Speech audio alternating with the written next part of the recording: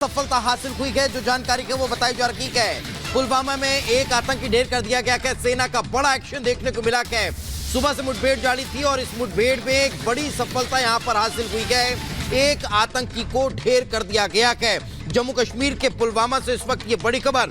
सुरक्षा बलों को बड़ी कामयाबी हासिल हुई है। पुलवामा में सुरक्षा बलों और आतंकियों के बीच जारी मुठभेड़ में एक आतंकी को मार गिराया गया है। बताया गया है कि सुरक्षा बलों को 2 से 3 आतंकियों के छिपे होने की खबर मिली थी, जिसके बाद बड़ा एक्शन हुआ और इस बड़े एक्शन के बाद एक आतंकी को ढेर कर दिया गया है। पुलवामा से इस वक्त की ये बड़ी खबर हम आप तक पहुंचा रखे हैं। सेना को आतंकी का शव भी मिल चुका है।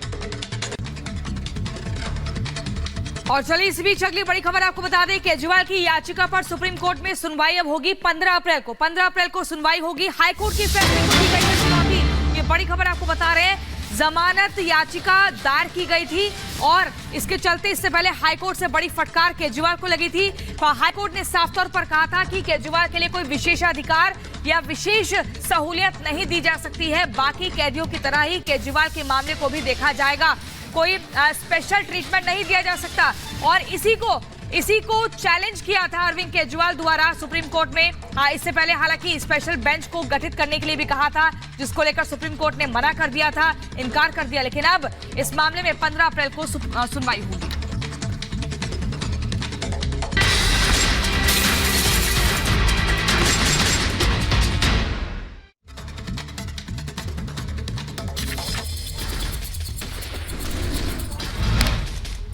जम्मू कश्मीर में सुरक्षा बलों और आतंकियों में हुई मुठभेड़। एक आतंकी हुआ ढेर। पुलवामा के फांसी पोरा में सर्च ऑपरेशन जारी। कुछ आतंकियों के घिरे होने की खबर।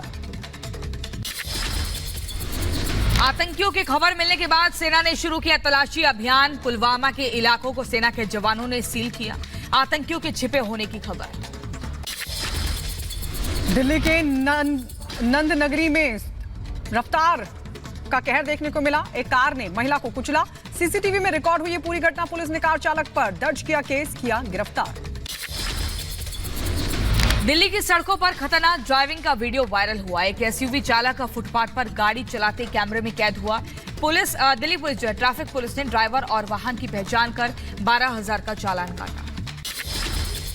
अरविंद केजरीवाल को लगा एक और झटका। विजिलेंस ने निजी सचिव विभव कुमार को हटाया। नियुक्ति को बताया अवैध और अमान्य। केजरीवाल के निजी सचिव विभव कुमार के हटाए जाने पर बीजेपी नेता कपिल मिश्रा का बयान। कहा, विभव कुमार के हटाए जाने का कदम सराहनीय। अब निष्पक्ष जांच हो सकेगी। कुमार को अरविंद केजरीवाल के निजी सचिव के पद से हटा दिया गया है। विजिलेंस डिपार्टमेंट का ये कदम एक सकारात्मक कदम है और निष्पक्ष जांच हो, इसको सुनिश्चित करने में मदद करेगा।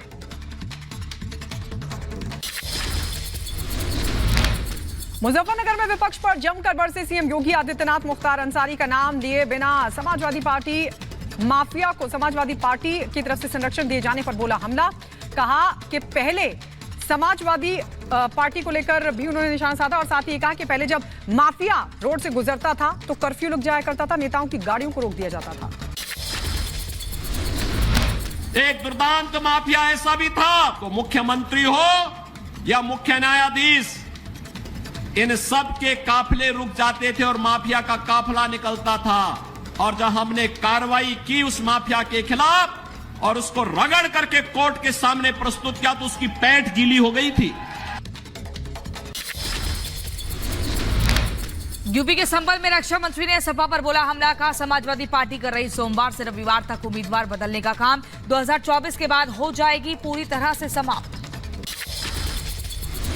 इस समय समाजवादी पार्टी पर कोई काम नहीं है। समाजवादी पार्टी केवल एक काम कर रही है, सोमवार से लेकर रविवार तक रोज कैंडिडेट बदल रही है। अब मुझे लगता है कि 2024 का जो है चुनाव हो जाएगा, उसके बाद लोग कहेंगे सपा मतलब समाप्त पार्टी।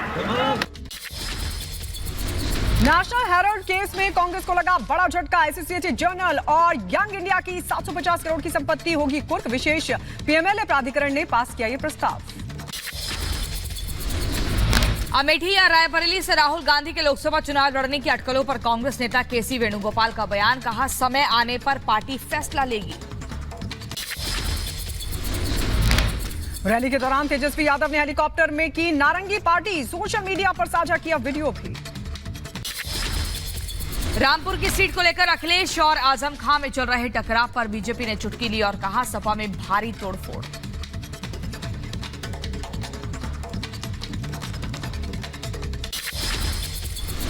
बंगाल के कूच बिहार से बीजेपी उम्मीदवार निशित प्रामाणिक ने किया चुनाव प्रचार। टीएमसी पर साधा निशाना और कहा कि टीएमसी के गुंडे चुनाव के दौरान हिंसा करने की करेंगे कोशिश।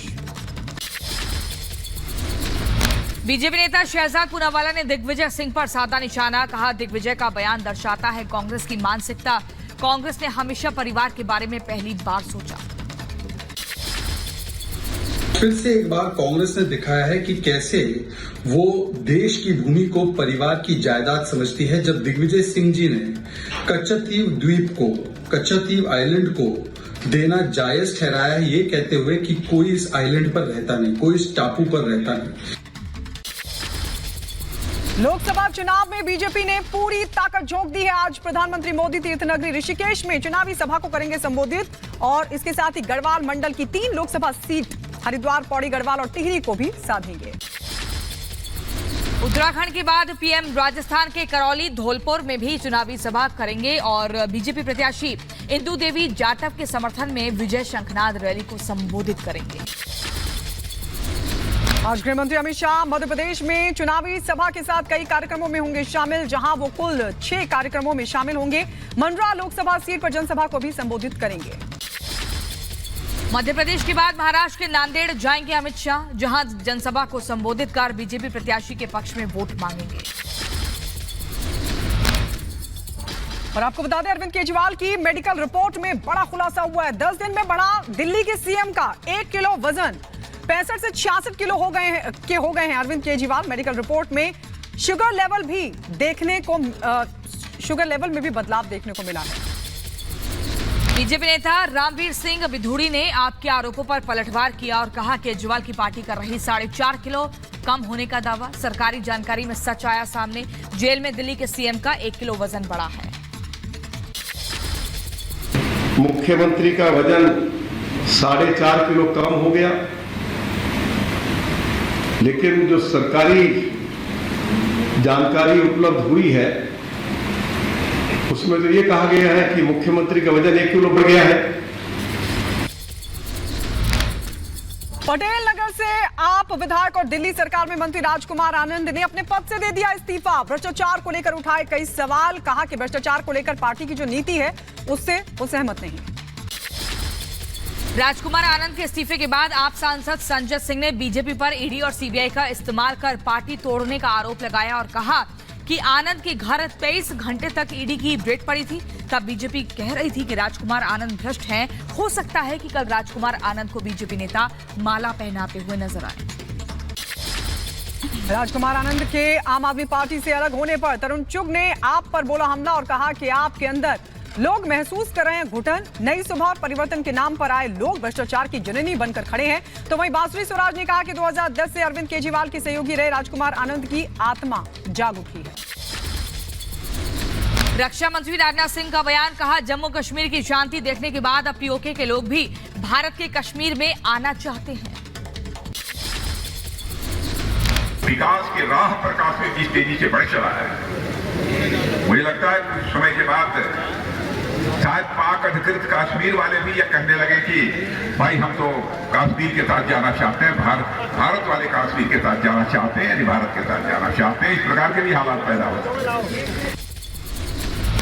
उत्तर प्रदेश के बुलंदशहर में दबंगों ने राजस्व टीम पर किया हमला। हमले में कानूनगो और लेखपाल हुआ जख्मी। पैमाइश करने गई थी राजस्व विभाग की टीम।